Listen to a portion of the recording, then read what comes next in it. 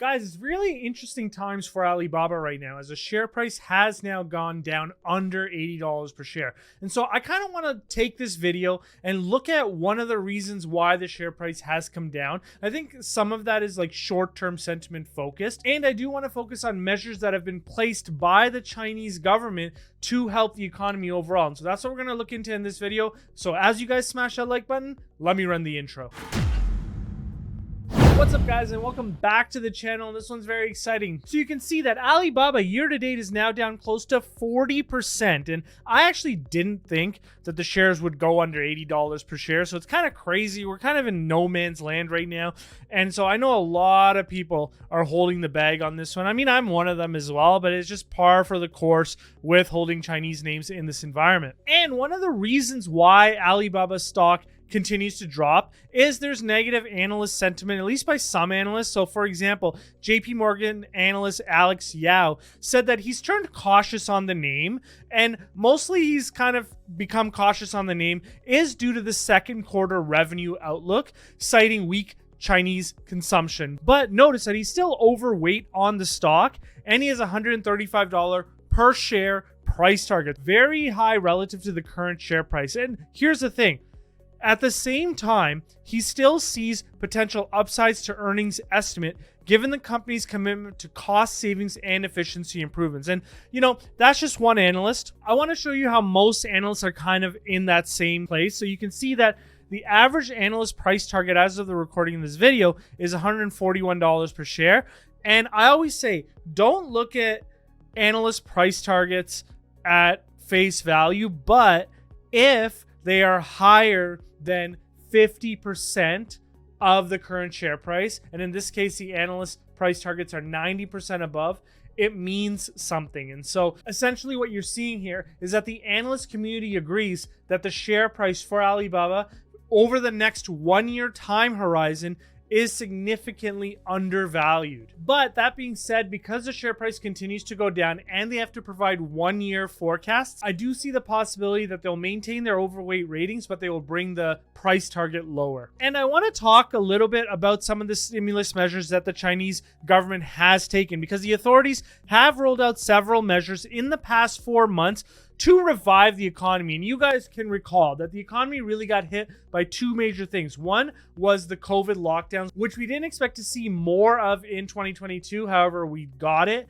And the second, of course, is the stalling property sector. And so the measures rolled out by the CCP have essentially been aimed to address both of those issues. So you can see here, we'll go a little bit backwards. So in late August, in August 24th, they rolled out 19 measures, which effectively helps sort of like the investment in infrastructure projects and helping local governments.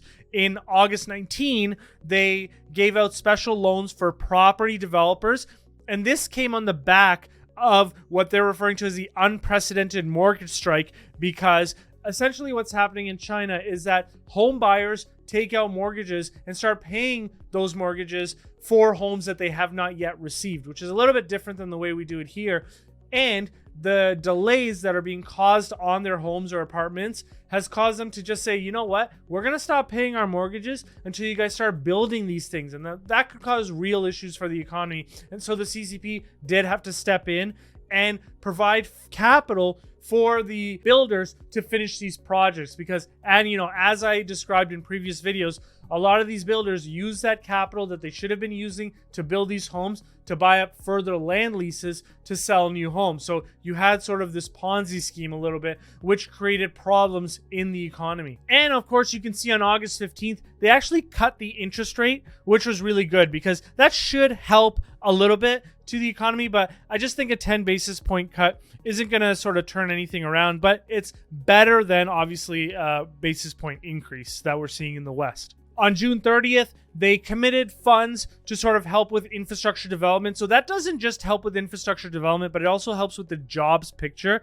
because you're seeing rising unemployment in China. So that's really good there. On May 23rd, you can see that they rolled out many measures that were essentially aimed at aiding local governments, small businesses, and agricultural businesses. And then on May 20th, you can see that they did a 35 basis point cut to the minimum mortgage rate. And of course, that was supposed to help with further aiding the mortgage market, market or the property sector, and so that was well received. And then, of course, on April 15th, they actually did a 25 basis point cut to the capital reserve requirement ratio for the banks, so of course that they could lend out more. But what does this all mean? Well, it still means that the economy is challenged. You can see that the 2022 GDP growth forecast declined from 5% to 3.3%. However, the 2023 picture looks okay.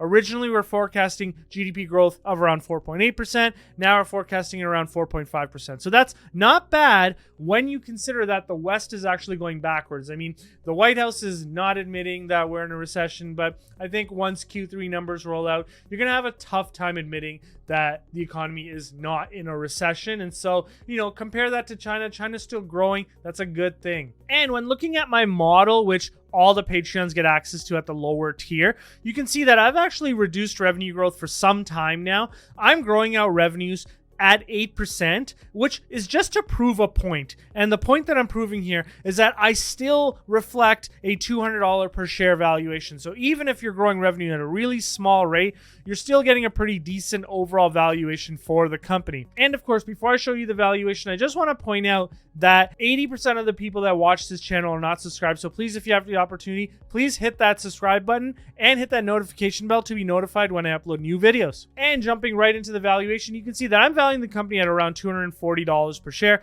Compare that to the current share price of $75 per share, and you got a share price as a percentage of its intrinsic value of 31%. Once again, I've told you guys I'm looking to triple down with a net purchase price around $50 per share. We'll see if I can get that. I recently doubled down using a net purchase price of $70 per share, so that was really good. And of course, I also own shares in this name. And once again, guys, if you want access to that model and all the other models that the Patreons have access to, you can get access to that at the lower tier of the Patreons. And recently I went over some interesting options opportunities that I'm seeing with Alibaba. And if you're interested to just get an understanding of how I think about options, you can get access to that video right here.